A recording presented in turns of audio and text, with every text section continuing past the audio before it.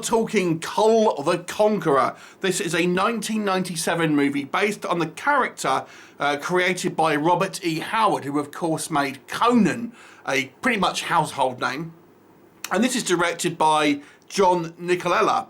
This stars Kevin Sorbo, who of course found his own sword and sorcery franchise prior to this in the Hercules Legendary Journeys. You've also got Tia Carrera as his kind of nemesis, this fire witch. Now the story focuses on obviously Kull, and he, at the beginning of the movie, we see him become king of this kingdom after he defeats the reigning king in combat, and he is named the successor. This annoys a couple of the relatives of this king who feel that they should be the rightful heir, so to speak, and they go on a kind of revenge mission and resurrect this long dead witch played by Tia Carrera, who has designs of her own. And then Kull must basically go on a quest, essentially a fetch quest, to find a mystical item with a small group of allies to defeat the bad guys. That's it, but that's pretty much your plot here. So what do we think? What do we think works, first of all, with this movie? I think if you are a fan of the Hercules Legendary Journeys, you'll very much like this, because it's very much of the same tone. Tongue-in-cheek, doesn't take itself too seriously. If you can imagine, you compare this to, for example, Conan the Barbarian, which took its subject matter very seriously and was somewhat of a darker film, even the sequel to a point. This one is much more kind of tongue-in-cheek. I will say, I think some of the sets were quite impressive when we kind of see this kind of kingdom. It kind of will take you back to that kind of, those Conan-style kind of kingdoms and villages and stuff like that. I thought the set design is the one thing where this sets it apart from, so for example, the Hercules and Xena kind of TV shows that it's very much otherwise like. I think the mood is quite a fun and jovial one. It's quite an upbeat and almost a swashbuckling adventure, rather than, it feels like that rather than a kind of a sword and sorcery adventure a lot of the times. And you know, I gotta say, I think Kevin Sorbo kind of looks the part. I did like some of the supporting cast here as well, for that was quite good. And Tia Carrera is also properly vamping it up as this kind of like this evil sort of sorceress. The issue with this movie is it is just too much like the Hercules Legendary Journeys TV show. Outside of the kind of the more impressive sets, because it's a movie, it really just does feel like an extension from this movie. The tone is too similar, and the problem is that they've cast Kevin Sorbo and then I think leaned into that kind of property, the Hercules property, and it just seems like a extension of that. It does not feel like a cinematic movie. I actually saw this at the cinema, but even then I kind of remember thinking this doesn't really feel like, you know, a movie as such, more of just a kind of an extension of the Hercules TV show, even though it really isn't.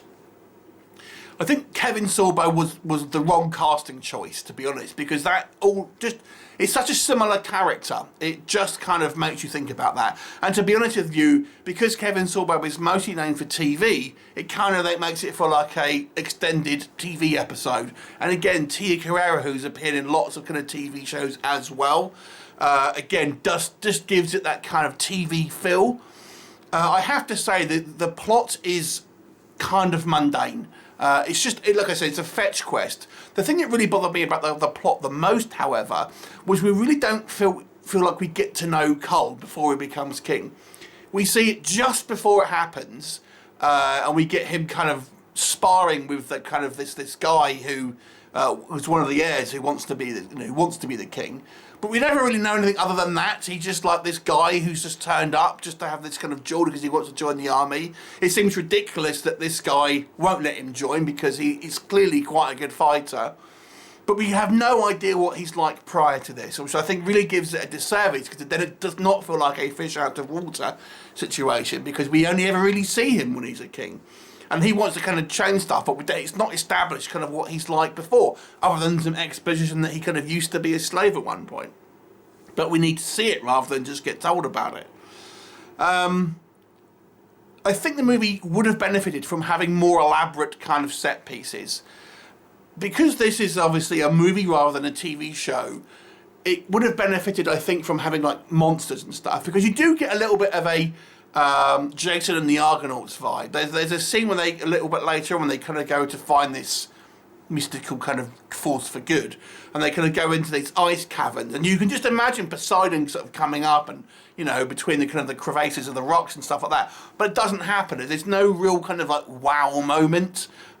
It's just a bunch of kind of like goons, enemies that are kind of boring, and the actual kind of, outside of Tia Carrere's character, we have this kind of the main kind of human bad guy, if you like, who is one of the heirs. He's just dull as a villain. And he's really the main kind of, he gets the most screen time outside of Kull himself, to be honest with you. But he's just not an interesting villain. He's super hammy, not particularly exciting to look at, and is kind of generic at the same time. I think this movie is pretty forgettable. Now, should you watch it? If you're a big sword and sorcery fan, then, or you're a Hercules fan, then I think maybe you enjoy it, because it's kind of just more of the same. But I got to be honest with you, I thought this, considering this has a lot higher budget than a lot of the other kind of sword and sorcery movies that I reviewed here, I was expecting more from it. I think Kevin Sorbo is miscast, and he's just playing the same character that he played in Hercules. The movie is unspectacular in any type of real scale or set pieces. The bad guy is weak, the supporting characters are fun, but they don't really have a hell of a lot to do a lot of the time. I'm going to give this one a 4 out of 10. I was kind of disappointed, to be honest, with this one. Have you seen it? What did you think of it? Leave me a comment, and I'll look forward to seeing you next time. Bye for now.